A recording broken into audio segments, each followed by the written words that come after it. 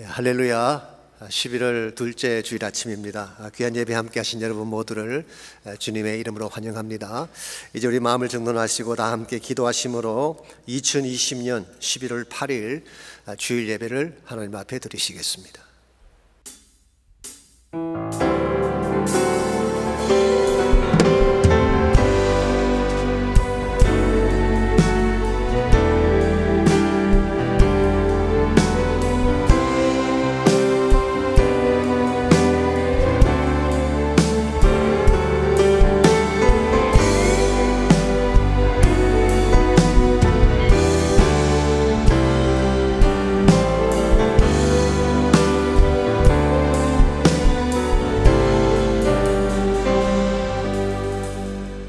내가 노래로 하나님의 이름을 찬송하며 감사함으로 하나님을 위대하시다 하리니 이것이 소 곧 뿔과 굽이 있는 황소를 드림보다 여호와를 더욱 기쁘시게 함이 될 것이라. 곤고한 자가 이를 보고 기뻐하나니 하나님을 찾는 너희들아 너희 마음을 소생하게 할지어다. 아멘. 이 아침 살아계신 하나님을 전심을 다하여 예배합니다. 거룩한 주일 아침 주의 보좌 앞에 나와 하나님을 찬양하며 예배하는 모든 성도들을 축복해 주시고 하나님의 임재가 경험되게 하시며 주의 영광이 선포되어지는 아름다운 시간 되게 하여 주시옵소서. 예수님의 이름으로 기도하옵나이다. 아멘.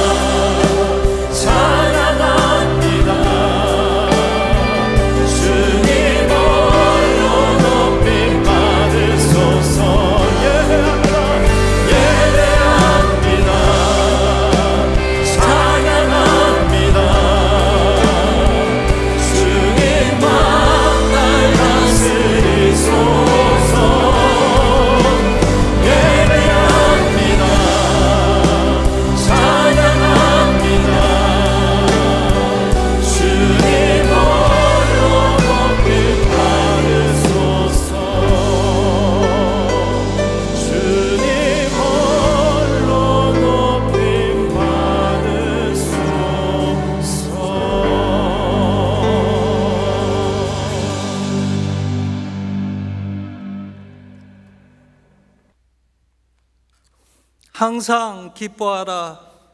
쉬지 말고 기도하라. 범사에 감사하라. 이것이 그리스도 예수 안에서 너희를 향하신 하나님의 뜻이니라. 아멘.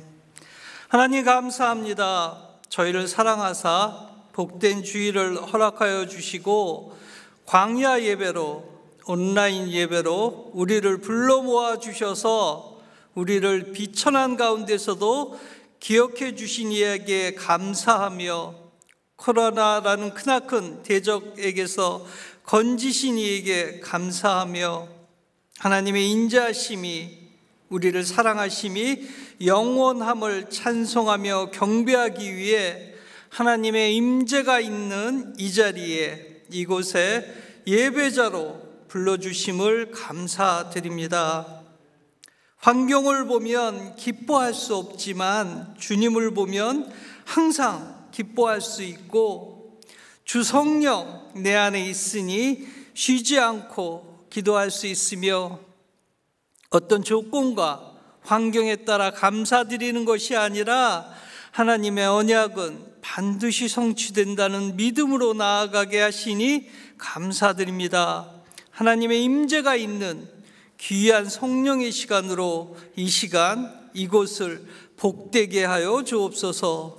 주 앞에 온 성도와 교회가 함께 교회 기도 제목을 놓고 기도합니다.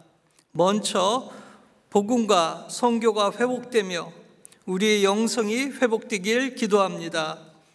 하나님의 은혜로 저희가 죄인 되었을 때 예수님의 십자가 보혈의 능력으로 죄사함 받고 주의 자녀가 되었고, 그리스도가 우리 심령에 계심에 강권하여 주셔서 십자가의 군사로 나아가오니 무릎 꿇는 자마다, 하나님의 기도하는 자마다, 그 심령마다 하늘로부터 오는 뜨거운 성령의 불이 임하게 하여 주시옵소서. 그래서 다시금 복음 위에 전진하는 저희 교회와 저희에게 인도하여 주시옵소서. 코로나와 연약한 지체들의 회복을 위하여 기도합니다. 이제 코로나를 내려놓고 하나님께 눈물로 기도할 때, 하나님을 전심으로 찾을 때 하나님이 저희와 함께 하심을 보는 축복받기 원합니다. 그때 우리 가슴이 뜨거워지며 묶인 것에서 자유함을 얻고 아픈 질병이 회복되고 기도하고 있는 기도 제목이 이루어지는 그런 저희 되게 하여 주시옵소서. 박 목사님을 위해 기도드립니다. 늘 하나님과 동행하며 하나님의 인도하심을 받는 귀한 목사님으로 축복하여 주시며, 목사님을 통해 선포되는 말씀에 주의 능력이 임하사 우리의 무딘 영혼을 터치하여 기쁨과 감사와 소망이 터져나오게 인도하여 주시옵소서. 살아계시며 이 자리에 임재하시는 예수님 이름으로 기도드립니다. 아멘.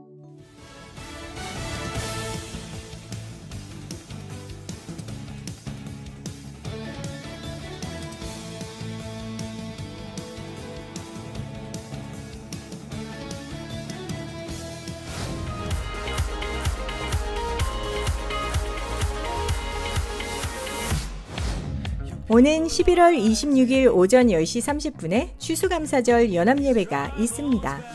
한 해 동안 하나님께서 베풀어 주신 은혜에 감사하고 찬양하는 시간입니다. 예배 장소는 주일 광야예배와 같은 비전센터 플라자입니다. 철저한 검역 후에 방역수칙에 따라 의자 간격을 유지하여 안전하게 드릴 것입니다. 모든 가족들과 함께 오셔서 참석해 주시기 바랍니다.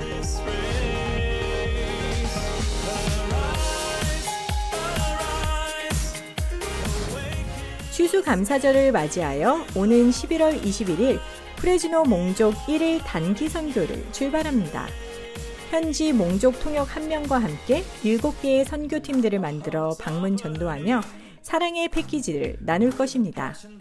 가정이나 약물이 단위로 참여하실 경우에는 한 팀으로 묶어 함께 사역하실 수 있습니다. 참여 신청을 서둘러 주시기 바랍니다. 계속해서 선교를 위한 터키 도네이션을 받고 있습니다.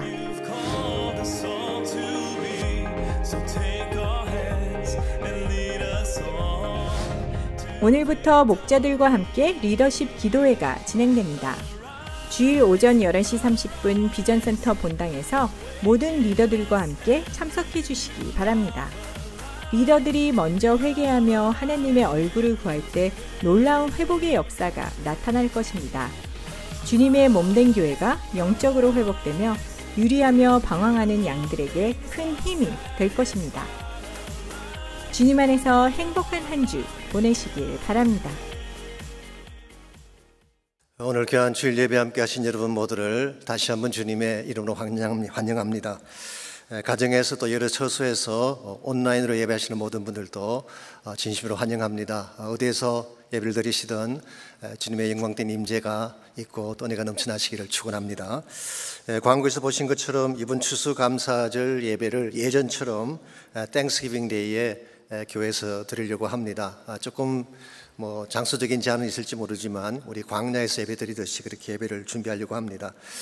이스라엘 민족은 장막절임을 일부러 집 바깥에 텐트를 치고 고난의 떡을 먹으면서 그 장막절을 추억한다 그러지 않습니까? 그러므로 저희들도 비록 어려운 가운데 있긴 하지만 우리가 추수감사 예배를 광야에서 드림으로 어쩌면 금년밖에 없을 기회일 수도 있습니다. 이 광야 예배를 통해서 하나님도 만나고 진정한 감사가 무엇인지를 확인할 수 있으면 좋겠습니다. 여러분들께서 함께 와주시고 또 양무리 식구들도 초청하셔서 함께 동참해 주시길 바랍니다. 아울러서 우리 몽족 선교를 위한 것 계속 기도해 주시고 참여해 주시기를 바랍니다. 그리고 주일 오후 2부 예배 직후에 드리는 리더 기도회 우리 목사님들도 함께 오셔서 같이 기도하시면 좋겠습니다. 우리 그 외의 나머지 광고들 잘 참조하셔서 도와주시기를 부탁합니다. 이 시간 우리들을 헌물을 위해서 함께 기도하겠습니다. 하나님 감사합니다. 오늘도 거룩한 주일을 허락해 주시고 영광된 주 앞에 나와서 전심을 다하여 찬양하며 예배하게 하시니 감사합니다. 환경은 우리를 어렵게 만들고 세상은 점점 혼미한 가운데 있지만 그 가운데서도 일하시는 하나님이 계시기에 주님 바라보며 믿음으로 승리하는 우리 모두 되게 하여 주시옵소서. 소중한 예물 주 앞에 올려드립니다. 11조 헌물과 감사의 제목들과 선교와 구제와 승림을 위해 드리지 모든 헌물을 축복하시고 주의 영광 위에 쓰임받는 거룩한 예물 되게 하여 주옵소서. 우리의 모든 것 대신 예수님의 이름으로 간절히 기도하옵나이다. 아멘.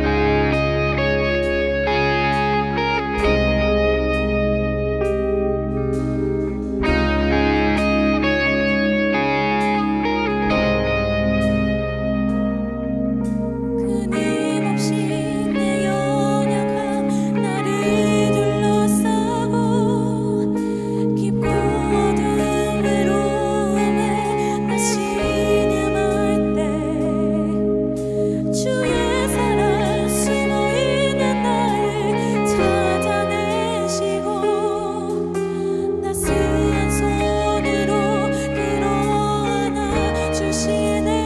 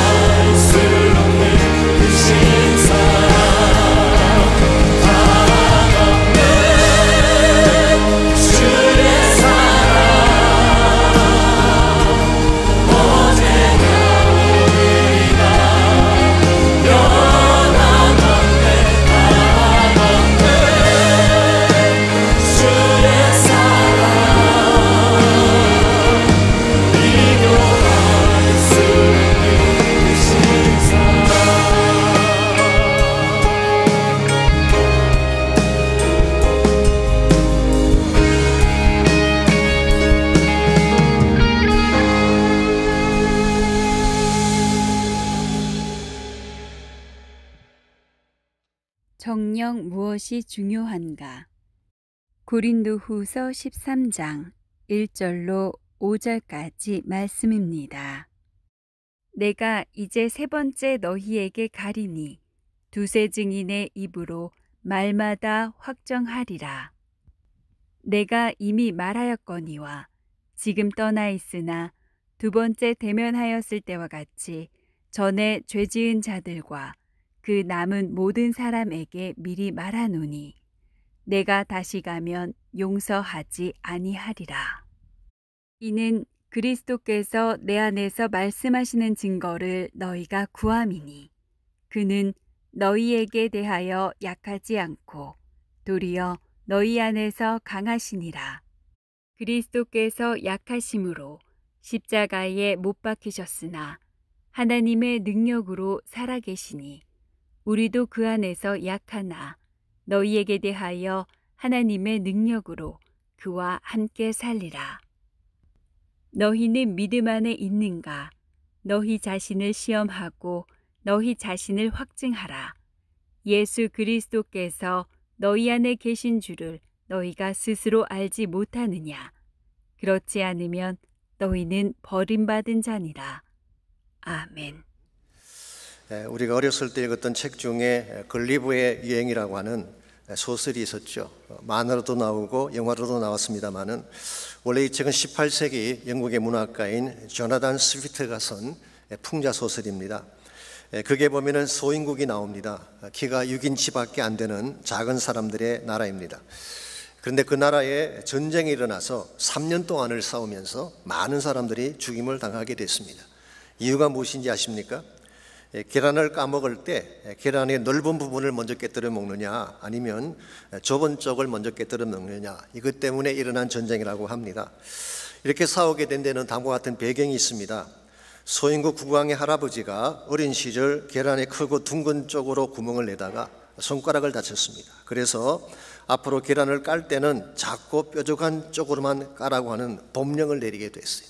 그랬더니 반발하는 사람들이 반기를 들고 일어났습니다. 그래서 나라가 둘로 나누어져서 계란이 크고 둥근 쪽을 깨야 한다고 하는 큰 모서리파, Big Endians, 그리고 작고 뾰족한 쪽으로 깨야 한다고 하는 작은 모서리파, Little Endians로 나누어서 싸우기 시작했습니다. 결국 큰 모서리파가 이웃나라와 함께 반란을 일으켜서 3년간을 싸웠는데요. 그들의 결의가 얼마나 대단했는지 계란을 뾰족한 쪽으로 깨뜨리느니 차라리 죽음을 택하겠다는 사람이 1만 1천 명이나 되었다고 합니다. 기가 막힐 이야기가 아니겠습니까? 아니, 계란 한 개에 이토록 많은 사람들이 목숨을 걸다니 이런 한심한 일이 어디 있겠습니까? 그러나 이것이 소인국의 현실이라는 것입니다. 물론 이것은 조나단 스위프트가 사소한 것으로 정쟁을 일삼던 당시 영국을 소인배 나라로 풍자한 것입니다마는 오늘날은 이와 같은 현상이 없을까요? 저는 분명히 있다고 생각합니다. 정말 중요한 이슈, 본질적인 이슈들은 뒤로 두고 작은 것에 매어 달려 시간을 보내느라고 삶을 소비하는 사람들이 뜻밖으로 많습니다. 그것은 불행한 현상이 아닐 수가 없습니다. 작은 것에 매어 살기 때문에 진짜 해야 될 중요한 일을 놓칠 수 있기 때문에 그렇습니다. 우리 인생에는 진짜 긴급하고 소중하게 다뤄야 될 일이 있는가 하면 그냥 지나가도 무방한 일상적인 일이 있습니다. 이것을 잘 분별을 해서 중요한 일에 우선순위를 두어야지 인생을 낭비하지 않게 되는 것입니다. 여러분이 잘 아시는 스티븐 코비라는 작가가 있죠. 성공하는 사람들 7가지 습관으로 한국 사람들에게 잘 알려진 작가입니다. 이분은 인생에서 우리가 해야 할 사안을 4가지 카테고리로 분류를 했습니다. 첫 번째 카테고리는 중요하고 긴급한 사안입니다. 예를 들어서 생명을 살리는 일, 가정이나 자녀에 대한 문제, 혹은 영혼 구원에 대한 문제, 이런 것들은 중요하고 긴급한 사안이죠. 이와 같은 경우에는 do, 행하라, 그렇게 했어요. 두 번째 카테고리는 중요하지만 긴급하지 않는 사안, 예를 들면 직업에 대한 준비를 한다든가 long-term relationship 같은 것들은 시간이 많이 걸리죠. 중요하긴 하지만 긴급한 것은 아닙니다. 이런 경우에는 플랜하라, 계획하라, 그렇게 추천했습니다. 세 번째 카테고리는 긴급하지만 사소한 것들이 있습니다. 예컨대 파이프가 터져서 물이 샌다든가 급하게 전화가 울린다든가 이런 것들은 사실은 긴급하긴 하지만 중요한 일들은 아니죠. 이와 같은 경우에는 델리게이트, 다른 사람에게 맡기라, 그렇게 추천을 했습니다. 마지막 네 번째 카테고리가 사소하면서 긴급하지도 않는 일들이 있습니다. 대표적인 예가 뭘까요? 가십하는 것입니다. 쓸데없이 남이 이야기하는 것, TV 보는 것, 아무 생각 없이 인터넷 뒤지는 것, 혹은 여자분들의 습관적인 쇼핑 같은 것, 이와 같은 것들은 사소하고 중요하지 않는 일에 해당합니다. 한국의 어떤 부인 한 분이 서예를 배웠습니다. 얼마 후에 남편 되시는 분이 보니까 부인의 화장대 앞에 붓글씨로 아주 잘 써놓은 글귀 하나가 발견이 됐어요. 이런 글귀입니다. 현월에 유화하고 신목이 정휴이라, 이런 글귀가 적혀 있었어요. 신목 막측한 글귀 같긴 한데 그 뜻을 알 길이 없어서 한자를 제 완단한 사람에게 물어봐도 아무도 그 뜻을 알지 못합니다. 그래서 아내에게 직접 물어봤더니 아내의 답변이 다음과 같습니다. 그건 백화점 정기휴일을 적어 놓은 거야. 현월, 현대백화점은 월요일에 정기휴일, 유화, 육화는 화요일에, 신목, 신세계는 목요일에 정기휴일이라는 뜻이라고 밝혔다고 합니다. 할 일 없이 백화점 돌아다니면서 시간 보내는 것, 이건 사소하면서 중요하지 않은 일에 해당하는 것이죠. 이와 같은 경우에는 eliminate, 제거하라, 그렇게 추천을 했습니다. 이와 같이 우리가 중요한 것과 중요하지 않은 것, 긴급한 것과 긴급한 것들을 잘 분류를 해서 first things first, 소중한 것을 먼저 해야지 우리 인생의 질서가 잡히게 되고 열매가 바르게 되는 것입니다. 이런 면에서 우리가 아무렇게나 인생을 살아가기보다는 삶의 우선순위를 정해놓고 정말 중요한 것이 무엇인지를 잘 분별을 해서 그것에 집중을 해야지 우리 인생이 건강해지고 바르게 나아갈 수가 있는 것입니다. 우리 영적 생활도 마찬가지라고 생각합니다. 우리 신앙생활 가운데는 반드시 다루어야 될 중요한 이슈가 있는가 하면 별로 중요하지 아니한 넌 이슈들도 있습니다. 무엇이 정말 중요한 것인지, 무엇이 중요하지 않은 비본질인지 이것을 잘 인식하고 바르게 다루어야지 우리 신앙생활이 건강해지고 열매가 아름답게 맺히게 되는 것입니다. 이런 면에서 우리 크리스찬 삶에서 정말 중요하게 다루어야 될 본질적인 이슈는 과연 어떤 것이며 이것을 바르게 다루려면 무엇이 필요할지 오늘 주신 본문을 중심으로 함께 정리해 보려고 합니다. 오늘 같이 읽은 본문에 보시면 비본질적인 것에 집중하느라고 정작 중요한 영성의 본질을 놓치고 있는 고린도 교회를 향한 사도 바울의 권면이 오늘 본문의 내용입니다. 먼저 1절 말씀 보시면 내가 이제 세 번째 너에게 가리니 두세 정인의 입으로 말마다 확정하리라. 여기 세 번째 방문이 나오죠. 지난주에 설명을 드린 것처럼 이것은 예루살렘으로 올라가기 직전에 고린도를 방문하는 마지막 방문을 말합니다. 그러므로 이 방문은 바울이 고린도 성도들을 볼 수 있는 마지막 기회가 되는 것입니다. 그래서인지 모르지만 이번에 가면 두세 정인의 입으로 말마다 확정하겠다는 그런 표현을 쓰고 있습니다. 이 말은 쉽게 표현하면 이번에는 문제를 제대로 잡고 마무리하겠다, 그런 의지를 표명한 것입니다. 신명기 19장 15절에 보면 사람이 무엇인가 잘못된 일을 행했을 때는 두세 정인의 입으로 그것을 확정하라고 말씀이 기록되어 있습니다. 마태복음 18장 16절에서 예수님도 비슷한 말씀하셨는데요, 형제가 잘못했을 경우에는 먼저 1대1로 가서 고민을 하되 듣지 아니하면 두세 정인의 입으로 말마다 확정하라, 그렇게 말씀하셨어요. 이것은 문제의 사안을 제대로 다루어서 더 이상 공동체가 상하거나 깨어지는 것을 막기 위한 조치라고 할 수가 있습니다. 사실 고린도 교회는 그동안 사도 바울에 대해서 많은 이슈들을 제기했습니다. 말씀이 약하다, 변덕이 심하다, 외모와 인격에 결함이 있다, 사례비도 받지 않는 사이비 전도자다, 심지어 우리 12장 17절에 보게 되면 교활한 자가 되어서 속임수로 이득을 취했다, 이와 같은 모방과 비방을 쏟아부었습니다. 그런데 이 모든 것들은 확인된 사안도 아닐 뿐더러 비본질적인 이슈들이었습니다. 여러분, 세상에 완벽한 사역자가 있겠습니까? 누구에게나 약점은 있고 흠잡을 것은 다 있지요. 저도 목회를 하지만 저도 마찬가지입니다. 제가 지금까지 목회하면서 단 한 번도 제가 완벽하다든가 잘 갖춘 사람이기 때문에 목회한다고 생각해 본 적이 한 번도 없습니다. God knows it. 하나님이 그것을 아세요. 정말 하나님이 부르셨고 복음에 쓰임받는다는 것이 소중하기 때문에 우리 김동영 목사님 말씀처럼 허우적거리면서도 사역을 하고 있는 것이지 완벽해서 하는 것이 아닙니다. 사도 바울의 경우도 그가 모든 것이 완벽할 수는 없죠. 그런데 고린도 성도들은 이와 같은 넌 이슈에 모든 시간을 투자하느라고 정작 본인들이 챙겨야 될 본인의 영성은 놓치고 있는 사실, 이 사실을 바울은 지적하면서 너희들이 바로 서는 것이 더 중요하다, 너희 영적으로 건강하게 되는 것이 더 중요하다, 이 말씀을 선포하고 있는 것입니다. 우리가 잠깐 앞으로 가셔서 12장 19절을 보시면 바울이 이와 같은 말씀을 증거하게 되는 진짜 이유가 잘 나와 있습니다. 너희는 이때까지 우리가 자기 변명을 하는 줄로 생각하는구나. 우리는 그리스도 안에서 하나님 앞에 말하노라. 사랑하는 자들아, 이 모든 것은 너희의 덕을 세우기 위함이니라 그랬어요. 바울이 편지를 보내고 사람들을 보내는 이유가 바울 자신을 디펜드하고 변명하기 위한 것이 아니라 너희들을 덕스럽게 세우기 위한 것이다. 이게 덕을 세운다는 말은 오이코도메라고 하는 명상입니다. Building you up, edification. 무너진 터전을 다시 세우고 깨어진 영성을 회복해서 너희들이 바른 신앙 위에 세움받게 하기 위해서 내가 위와 같은 메시지를 선포하고 있다. 그렇게 말씀을 전하고 있습니다. 오늘 우리 개인도 마찬가지고 교회도 마찬가지입니다. 우리가 진짜 중요한 본질로 돌아갈 때에 우리 삶이 아름답게 되고 열매가 극대화되어지는 것인데, 만일 비본질적인 이슈들로 말미암아 나누어지고 그것 때문에 상처를 주고 상처를 받게 된다면 이건 건강한 크리스찬 삶을 살 수가 없는 것입니다. 그래서 17세기 독일의 신학자인 루페르투스 멜데니우스라는 분은 유럽에 30년 전쟁이 일어나서 온 유럽이 피로 물들었을 때 다음과 같은 유명한 말을 한 적이 있습니다. 본질적인 것에는 일치를, 비본질적인 것에는 자유를, 그리고 모든 일에는 사랑을, 이런 말을 했어요. 참 귀한 말씀이죠. 본질적인 것에는 자신의 신분이나 이해관계를 떠나서 하나가 되어야 하지만 비본질적인 것에 대해서는 서로 인정하고 용납해 주라, 그런 말이에요. 그리고 모든 일에는 사랑을 다하기만 한다면 회복과 치유가 일어난다, 그런 의미의 말을 했습니다. 오늘 여러분과 제 삶은 어떠한지 모르겠습니다. 우리는 정말 본질적인 것에 우리 삶을 걸고 바른 방향을 향해 살아가고 있는지, 아니면 아직도 비본질적인 이슈에 묶여서 서로 피를 흘리며 다투며 살아가고 있는지, 오늘 여러분 가족의 이 사실을 잘 분별을 하고 정말 해야 될 본질로 돌아가야지 우리 개인의 인생도 바르게 될 수가 있고 교회 삶도 바르게 세워질 수가 있습니다. 자, 그렇다면 우리 크리스찬 삶에 있어서 본질은 무엇일까요? 제가 한마디로 요약하면 예수 그리스도라, 그렇게 말할 수가 있습니다. 우리 크리스찬 삶의 본질은 그리스도예요.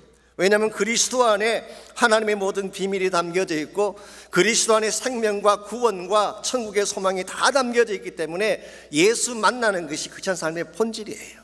오늘 여러분이 만일 아무리 교회를 오랫동안 다니셨고 다른 일을 많이 하셨더라도 예수님 만나지 못했다면 아직 본질을 떠나 있는 것입니다. 이런 면에서 우리가 다 그리스도 안으로 돌아와서 참 본질이신 예수님 만나야 되는데, 이 그리스도 안에서 진실로 건강하고 또 생기가 넘치는 바른 삶을 살아가려면 최소한 세 가지 사실을 점검을 해야 됩니다. 오늘 본문에 보시게 되면 바울이 고린도 성들에게 간청하고 있는, 너희들이 다른 문제에 매달릴 것이 아니라 이 세 가지 가장 본질적인 핵심 사안이 있는데 이것을 너희들이 점검해야 된다, 그렇게 말씀을 하고 있어요. 우리가 이 사실을 하나씩 나누어 보는 가운데서 우리 인생 가운데서도 진짜 점검해야 될 중요한 사안이 무엇인지를 확인하고 하나님 앞에 새롭게 결단하는 시간이 됐으면 좋겠습니다.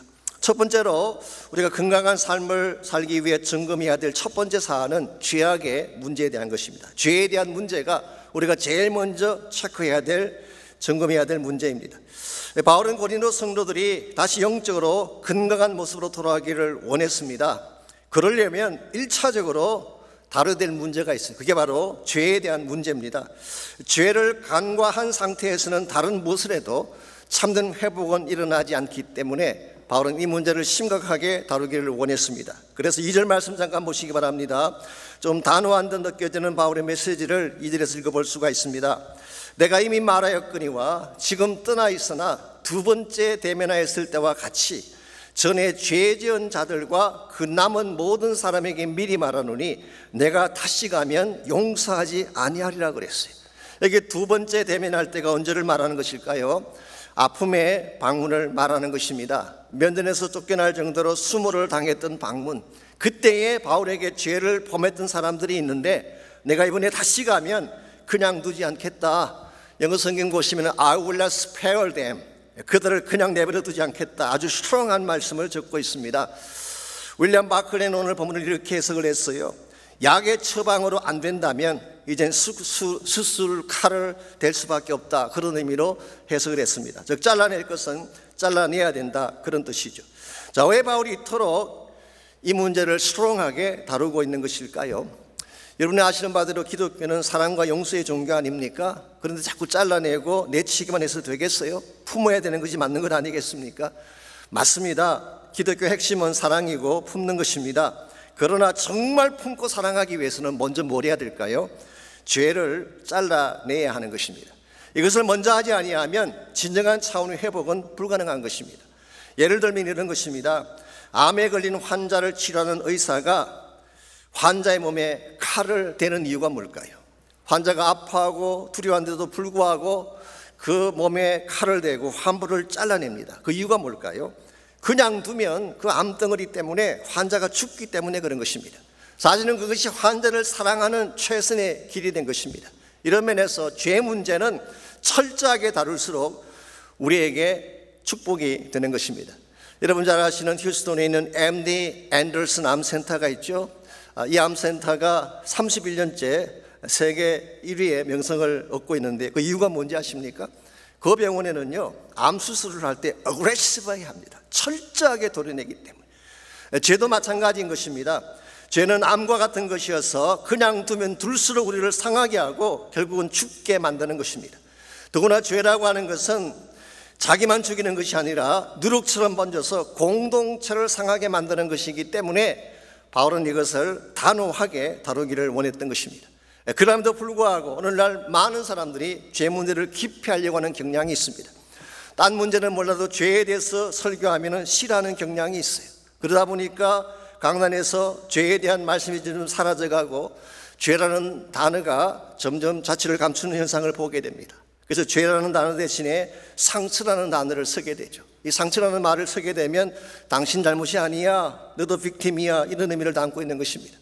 동성애를 죄라고 부르지 못하고 sexual preference, 이 성적인 취향이다 그렇게 표현하기도 하고, 혹은 sexual orientation, 성적인 성향이다.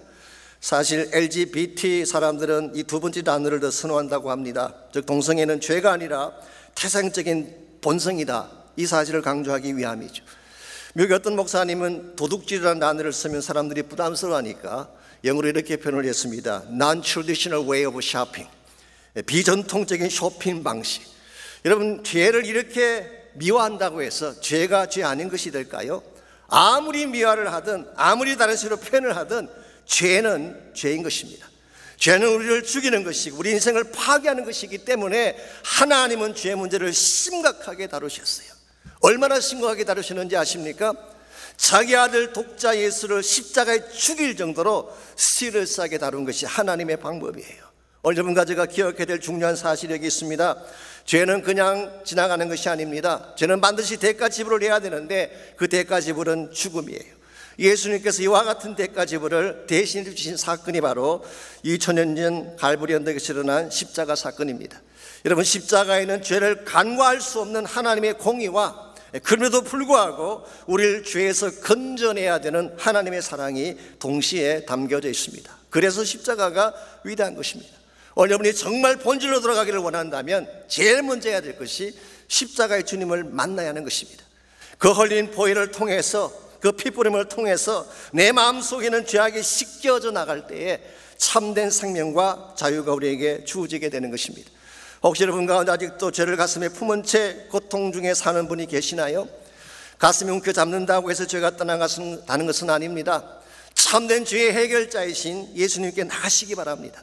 십자가 앞에 다 토해낼 때에 우리 가슴에 어리진 죄들이 풀려지게 되고 새로운 능력 가운데 살게 되는 것입니다. 이런 면에서 우리가 정말 건강하고 바른 크리스찬 삶을 살리면 제일 첫 번째로 해야 될 중요한 사안이 바로 죄를 십자가 앞에 가져가 처리하는 것입니다. 두 번째로 중요한 사안은 능력의 원천에 대한 것입니다. 능력의 원천이 분명해야지 성경이 말하는 크리스찬 삶을 살아갈 수가 있습니다. 여러분, 크리스찬 삶의 본질은요, 단순히 죄에서 벗어나서 심판을 면하는 데 있지 않습니다. 물론 예수님 믿으면 주님이 약속하신 것처럼 심판이 이르지 아니하죠. 그러나 단순히 심판을 벗어나는 것, 이 소극적인 삶이 성경이 제시하는 크리스찬 삶의 본질은 아닙니다. 그 이상을 성경은 말하고 있습니다. 이 땅에 사는 동안에 죄 사함 받을 뿐만 아니라 그리스도의 능력 안에서 마땅해야 될 하나님 나라 사명을 이루어야지 성경이 말하는 크리스찬 삶으로 돌아갈 수 있는 것입니다. 이런 면에서 여러분과 제가 죄 사함 받은 이후에 하나님 나라 비전을 위해 쓰임 받으려면 참 능력의 원천이 무엇인지를 확인해야 됩니다. 3절과 4절을 보시면 바울이 가지고 있던, 바울이 설명하고 있는 능력의 원천이 다음과 같이 묘사가 되고 있습니다. 먼저 3절 말씀 제가 읽습니다. 이는 그리스도께서 내 안에 말씀하시는 증거를 너희가 구함이니 그는 너희에게 대하여 약하지 않고 도리어 너희 안에서 강하시니라 그랬어요. 여기 보게 되면 고린도 성도들이 바울에게 요청했던 요구사항 하나가 나옵니다. 진짜 당신 안에 말씀하시는 것이 그리스도인가 그 증거를 보이라, 그런 이야기를 했어요. 이것은 사실은 사도 바울의 사도직에 대한 도전이라고 할 수가 있죠. 당신이 말씀을 선포하는 그 복음을 이야기하는 거, 이게 진짜 그리스도의 말씀인가, 이 사실을 증명하라라는 요구가 들어왔습니다. 여기에 대해서 바울은 그리스도는 너희들이 생각하는 것처럼 연약한 분이 아니라 너희들에 대해서 단호하게 강하게 다루실 수 있는 능력자이다, 이 사실을 말씀한 후에 4절에서 실제로 그가 가진 능력의 원천을 이렇게 소개를 합니다. 4절 말씀, 그리스도께서 약하심으로 십자가에 못 박히셨으나 하나님의 능력으로 살아계시니 우리도 그 안에서 약하나 너희에게 대하여 하나님의 능력으로 그와 함께 살리라고 했습니다. 여기 보게 되면 그리스도께서 약하심으로 십자가에 못 박히셨다는 표현이 나오는데, 연약하다는 말의 의미는 두 가지로 해석할 수가 있습니다. 첫 번째는 인성을 가지셨다, 그렇게 볼 수 있어요. 즉 인간의 몸을 입고 오셨기 때문에 모든 것이 제한을 받을 수 없지 않았겠는가 라고 하는 해석이죠. 두 번째 해석은 진짜 약하신 것이 아니라 스스로 약해지신 사실을 의미한다, 그렇게 볼 수 있어요. 정말 힘이 없어서 당하신 것이 아니라 우리를 구원하시기 위해 자발적으로 자신을 비우셨다는 이야기. 저는 이 두 번째 해석이 더 마음에 와닿습니다. 이것이 빌립보서 2장 6절 7절과도 일치하기 때문에 그렇습니다. 여러분, 십자가 사건이라고 하는 것은요, 사실은 하나님이신 예수님이 자기를 비우고 연약한 자처럼 붙잡혀서 처형당한 사건이에요. 우리가 십자가까지만 보게 되면 참 예수님이 무능력해 보이고 허무하신 분처럼 보일지 모르지만, 그러나 그 다음 말씀이 더 중요합니다. 사실 오늘 본문에 우리 말씀에는 그러나 단어가 없는데요, 그러나 하나님의 능력으로 살아계시니, 헬라 원문을 보게 되면 알라라고 하는 접속사가 나옵니다. But, yet, 십자가 사건으로 연약한 것처럼 처형당하셨지만 그러나 하나님의 능력으로 살아계신다. 이게 살아계신다는 이 표현이 present tense입니다. 살아셨다는 것이 아니라 He lives by God's power, 지금도 살아계시는 분, 그런 의미를 담고 있습니다. 여기서 바울이 가지고 있는 능력의 참된 원천이 잘 소개가 되고 있습니다. 사도 바울이 증거해야 될 바울의 사도직을 증명할 수 있는 가장 스트롱한 에비던스가 뭘까요? 바울 안에 살아계신 부활하신 예수님 자신입니다. 내 안에 있는 예수 그리스도가 내 능력의 원천이 되고 그분이 내 안에 살아있다는 이 사실이 누구도 부인할 수 없는 하나님의 증거다, 그렇게 말씀하고 있어요. 어려움과 제 심령 가운데에 이 부활의 주님이 살아계셔야 돼요. 여러분, 그 부활의 주님을 경험하고 계시나요? 단순히 교회 다니고 성경 보고 말씀 공부하는 정도가 아니라 실제로 부활의 주님이 내 안에 살아계심을 체험해야지 여러분 인생이 바르게 되는 것입니다. 고린도후서 4장 7절에서 9절을 보게 되면 바울은 이 사실을 확신했기 때문에 다음과 같은 선포를 남길 수 있었습니다. 우리가 이 보배를 질그릇에 가졌으니, 이 보배가 누구를 말할까요? 부활하신 예수 그리스도를 말하는 것입니다. 이 보배를 질그릇에 가졌으니 이는 심히 큰 능력은 하나님께 있고 우리에게 있지 아니함을 알게 하려 함이라. 우리가 사방으로 우겨쌈을 당하여도 사이지 아니하며 답답한 일을 당하여도 낙심하지 아니하며 박해를 받아도 버림받지 아니하며 거꾸러뜨림을 당하여도 망하지 아니하는데, 그 이유가 뭐냐? 우리 몸에 나타날 생명의 능력 때문이라고 밝히고 있습니다. 어려움과 제 삶 가운데 부활하신 주님의 임재가 필요해요. 우리가 예수를 영접하는 그 순간 우리 안에 살아계신 부활의 능력이 임재하는 것입니다. 그러므로 여러분이 이 사실을 인정을 하고 무슨 일을 당하든지 부활하신 능력의 예수님을 붙잡아야지 여러분 인생이 회복이 되고 치유가 가능한 것입니다. 오늘 많은 사람들이 혼자 힘으로 문제를 풀어보려고 발버둥 치는 경우를 많이 보게 됩니다. 가정의 문제, 경제적인 고난의 문제, 질병과 고통의 문제, 이 모든 것들을 혼자 해결해 보려고 발버둥 치는데요, 혼자 힘으로 절대 풀어낼 수가 없습니다. 우리 인생의 진정한 해결책은 부활하신 예수를 통해 주어지는 것입니다. 이 사실을 바로 알고 무슨 일을 당하든지 능력의 주님을 붙잡게 되면 기적이 일어나는 것입니다. 그때 치유가 일어나고 새로운 축복의 장이 열리기 시작하는 것입니다. 인터넷 사이트 중에 3분의 기적이라고 하는 그런 사이트가 있습니다. 하루 3분의 말씀 묵상을 통해서 기적을 체험하는 사람들의 모임, 그것을 만들어 놓은 사이트인데요. 그게 올라온 간증 중에 이런 간증 하나가 있었습니다. 한 자매님의 간증인데요.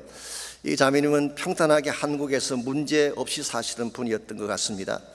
아이들은 해외에 나가서 공부를 하고 있고 남편은 성실하게 직장을 다니고 있고 본인도 최선을 다해 잘 사는 그런 삶을 추구하고 있었습니다. 그랬는데 어느 날 병원에 갔다가 유방암 3기라고 하는 진단을 받게 됐습니다. 평소에 죽음에 대한 두려움 때문에 상갓집 가는 것도 피하며 살던 사람인데 자기 몸 안에 죽음의 세포가 있다는 사실 앞에 당황하기 시작했어요. 두려워하기 시작했어요. 그래서 병원의 요청을 따라서 8번 항암 치료를 받았습니다. 28번의 방사선 치료를 받았습니다. 그럼에도 불구하고 죽음에 대한 공포가 사라지지 않았대요. 이 자매가 교회를 다니는 분임에도 불구하고 혹시 재발하면 어떡하나, 다른 곳으로 퍼졌으면 어떡하나, 그 두려움과 걱정으로 나를 보내니까 몸이 어떻게 되겠어요? 점점 쇠약해져 갈 수밖에 없죠.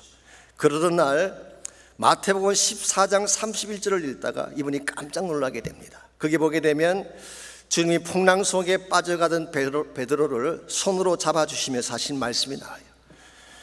믿음이 작은 자여 왜 의심하였느냐, 그 말씀이 나와요. 이 베드로가 물에 빠져서 허우적거리고 있습니다.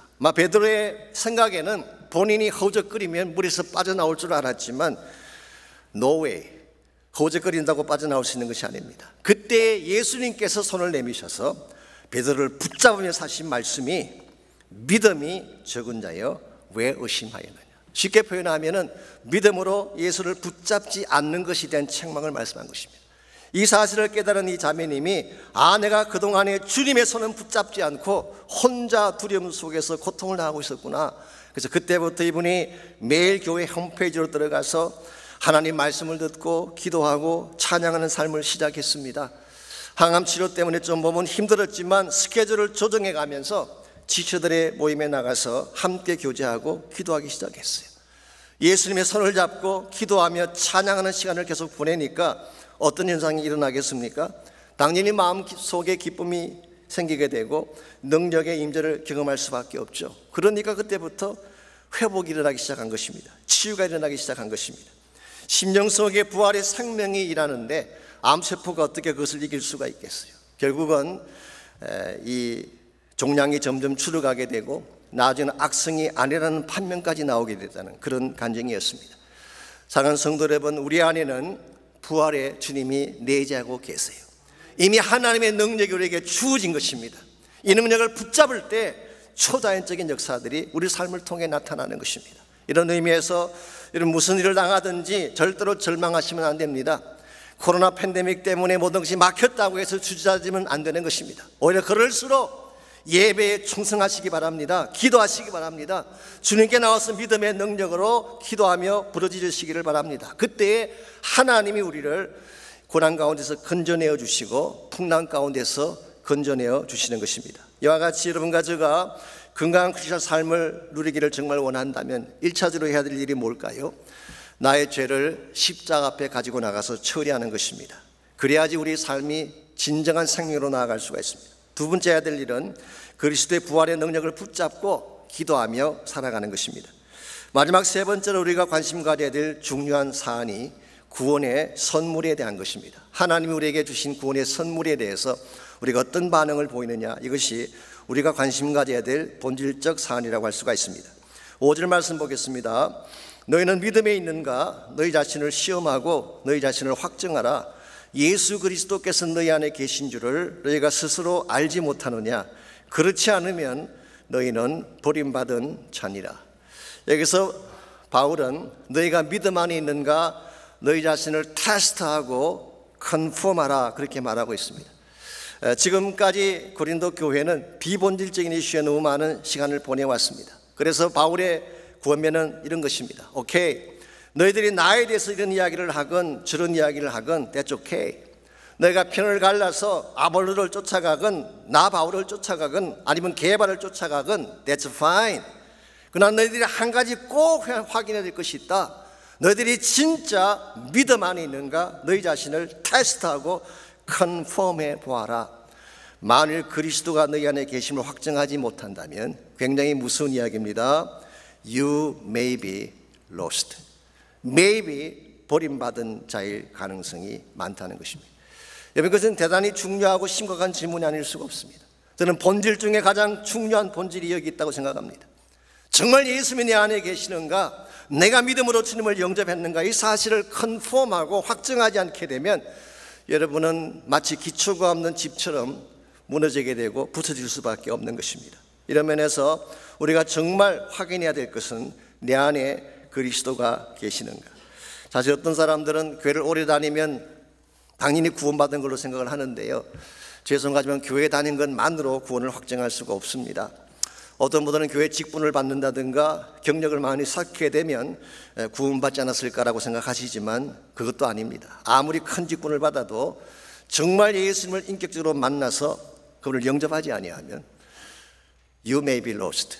여러분은 maybe 버림받은 자일 가능성이 있습니다.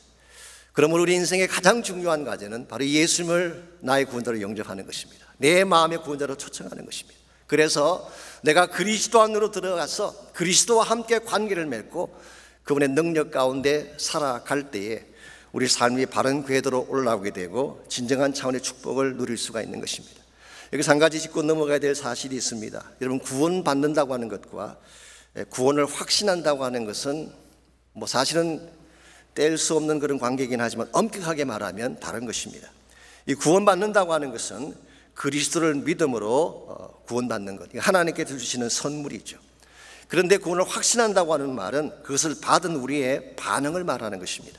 나에게 주어진 구원이 어떤 것인지를 깨닫고 실제로 그것을 누리며 사는 삶을 구원의 확신이라고 부르고 있습니다. 예를 들자면 이런 것입니다. 어떤 죄수가 사면장을 받았습니다. 그럼 어떻게 해야 되나요?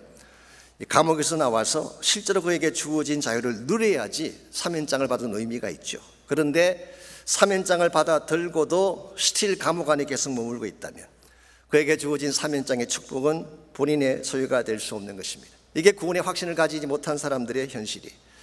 오늘 생각보다 많은 사람들이 이 구원의 확신을 갖지 못한 채 살아갑니다. 하나님의 나에게 주신 위대한 구원이 어떤 선물인지를 깨닫지 못한 가운데서 예수를 믿는다고 고백을 하는데 실제로 구원에 담겨있는 축복을 나의 소유로 삼지 못한 채 마치 고아처럼 아버지를 만나지 못한 사람처럼 살아가는 사람들이 뜻밖으로 많다는 것입니다. 제가 언젠가 빌리 그레이엄 목사님이 설교하시는 중에 이런 예화를 말씀하는 걸 들은 적이 있습니다. 한 소년이 고등학교를 졸업하게 됐습니다. 아버지가 무슨 선물을 줄까 물었을 때 그 아들은 멋진 스포츠카를 사달라고 했습니다. 그래서 아버지가 아들을 데리고 나가서 실제로 차를 보여줬어요. 이런 차를 너가 사면 좋겠다. 얼마나 아들이 익사이팅한지 졸업식 날만을 손꼽아 기다렸습니다. 그랬는데 막상 졸업식을 하는 날 아버지가 준 선물은 성경책 한 권밖에 없었어요. 너무나 실망하고 업셋된 이 아들이 그 책을 자기 방에 던져버리고 집을 나가버렸습니다. 그리고 탕자가 되어서 아무렇게나 인생을 살았어요. 세월이 제법 흐른 어느 날 집으로부터 한 통의 전보가 날아왔습니다. 아버지가 돌아가셨으니까 장례식에 참석하라고 하는 그런 전보였습니다.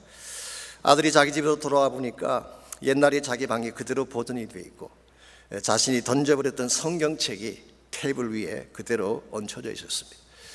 무심코 그 책을 펼쳐보다가 아들이 깜짝 놀랐어요. 왜냐하면 그 안에 캐셔스 체크, 당장 돈을 쓸 수 지불 가능한 책 하나가 들어있었기 때문에 그 수표의 발행 날짜를 보니까 자신의 졸업식 날이었고 그 금액은 exactly 그 차를 살 수 있는 금액이었다고 합니다. 비로소 아버지의 선물이 무엇인지를 깨닫고 아버지 관 앞에서 울음을 터뜨렸지만 too late. 이미 아버지는 세상을 떠나신 이후였습니다. 혹시 우리에게는 이와 같은 경험이 없을까요? 하나님이 여러분과 저를 사랑하시기 때문에 엄청난 선물을 주셨는데 그걸 열어보지 않았기 때문에 그 축복을 사장시키며 누리지 못하며 살아가는 케이스. 하나님이 아무리 위대한 구원의 축복을 예배해 놓으셔도 믿음으로 열지 아니하면 나와 아무 상관이 없는 것입니다. 혹시 여러분 가운데 아직도 이 주님이 나에게 주신 구원의 축복이 무엇인지를 깨닫지 못하고 누리지 못하는 분이 있다면 이제는 믿음을 갖고 주님 앞으로 나오는 시간이 있기를 바랍니다. 멀찍이 서서 구경만 하지 마시고 정말 나를 위해 모든 것을 준비해 놓으신 하나님께로 나아가서 그 구원의 축복을 여러분의 소유로 삼으시고 누릴 수 있기를 바랍니다. 죄사함의 축복이 있습니다. 용서함과 자유함의 축복이 있습니다. 참된 평안과 기쁨의 축복이 약속되어 있어요. 하나님 보좌 앞으로 직접 나아가 마음껏 기도할 수 있는 축복이 그 구원 속에 담겨져 있습니다. 무엇보다 천국을 유업으로 상속을 하고 영원한 소망과 부활의 영광 가운데 살 수 있는 축복이 구원의 선물 속에 담겨져 있습니다. 저는 오늘 여러분 한 분 한 분이 이 아침에 믿음으로 이 하나님의 선물을 받는 축복이 있기를 바랍니다. 그리고 그 선물 속에 담겨져 있는 참된 능력과 기쁨 속에 살아가셔서 여러분이 이 땅을 살아가지만 하늘나라 백성답게 승리하며 능력을 행사하며 주의 나라 목적을 감당하며 살아가시는 여러분 모두가 되시면 좋겠어요. 이런 의미에서 우리 모두가 함께 기도하기를 원하는데요, 혹시 아직도 여러분의 마음을 열고 예수를 만나지 못한 분이 혹시 계신다면 오늘 아침 여러분의 심령을 열고 주님께로 나가는 시간이 있기를 바랍니다. 두 손 들고 항복하는 마음으로 자복하며 주님, 나는 죄인입니다. 나는 주님이 필요합니다. 이와 같은 고백으로 예수 그리스도께 나가는 축복이 있기를 바랍니다. 주님 만나야지 죄사함 받을 수 있습니다. 죄사함 받아야지 생명 얻을 수 있어요. 그래야 천국 소망하며 살 수가 있는 것입니다. 혹시 여러분 가운데 아직도 예수님을 여러분 마음 밖에 내어놓고 주님을 여러분 심령속으로 영접하지 못한 분이 혹시 계신다면 이 시간 성령님께 도움을 요청하십시오. 성령님, 나의 닫힌 마음을 열어주시고 예수 그리스도를 나의 구원자로 영접하는 은혜가 임하게 도와주십시오. 기도하며 나가는 시간이 있기를 바랍니다. 혹시 여러분 가운데에 혼자 힘으로 인생을 해결해 보려고 발버둥 치는 분이 혹시 있다면 부활의 능력에 주님을 붙잡는 축복이 있기를 바랍니다. 내 힘으로 풍랑을 벗어날 수 없습니다. 나의 힘으로 이 팬데믹 상황을 이겨낼 수가 없습니다. 그러나 부활의 주님이 함께 하시면 승리할 수 있고 건진받을 수가 있습니다. 이 시간 믿음으로 저 앞에 나가셔서 부활의 능력에 주의 손을 붙잡고 기도하시기 바랍니다. 나를 도와주십시오. 나를 건져내어 주십시오. 나에게 참된 회복과 치료를 허락하여 주십시오. 여러분이 어떠한 마음으로 어떠한 모습으로 주 앞에 나가시든지 전심을 다해 부르짖으면 오늘 이 아침 하나님이 반드시 응답해 주시고 그 은혜를 베풀어 주실 줄 믿습니다. 우리 다 같이 한 목소리로 함께 우리 결단의 기도, 헌신의 기도 드리겠습니다. 하나님 감사합니다. 우리에게 놀라운 구원을 약속해 주시고 믿기만 하면 이 구원의 축복이 나의 소유가 되게 하신 것을 감사합니다.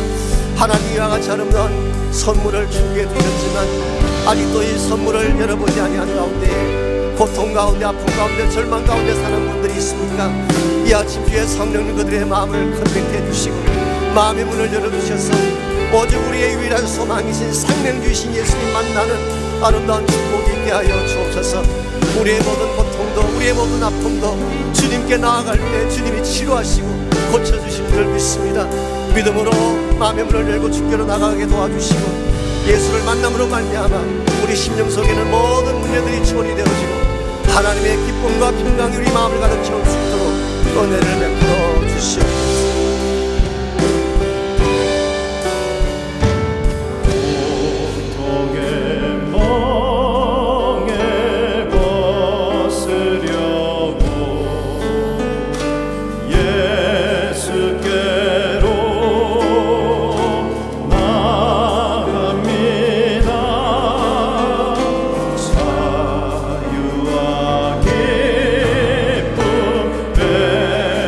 시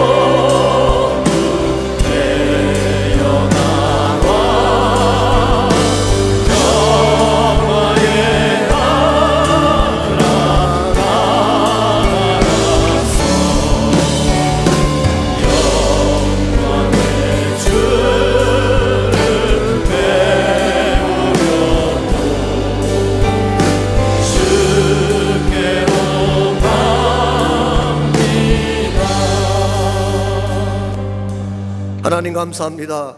우리의 소망이 오직 예수님 한 분밖에 없다는 사실을 깨닫게 하신 것을 감사합니다. 세상은 절망하며 세상은 무너지며 세상의 모든 영광은 다 땅에 떨어지며 사라질지라도 예수 그리스도 안에는 참 생명은 영원한 줄 믿사오니 주님 바라보는 가운데 성례하는 저희들 되게 도와주시옵고, 무슨 일 당하든지 우리 안에서 일하시는 부활하신 예수 그리스도의 권세와 능력이 살아 역사하셔서 우리의 모든 고난을 끊게 하시고 절망을 끊게 해주시고 저주를 넘어서게 하시고 어둠의 권세를 물리치고 승리할 수 있는 아름다운 주의 백성들 다 되게 하여 주시옵소서. 이제는 우리 구주 예수 그리스도의 은혜와 하나님 아버지의 무한하신 사랑과 성령님의 충만한 능력의 역사하심이 이 아침 주님을 전심을 다해 예배하는 사랑하는 주의 백성 한 분 한 분에게, 또 각 가정에서 인터넷으로 온라인으로 예배하는 모든 주의 백성 한 분 한 분에게 그들의 삶의 터전과 가정과 자녀들과 자손들 위해 이제로부터 항상 함께하여 주시기를 다시 오실 우리 주님 예수님의 이름으로 간절히 축원하옵나이다. 아멘.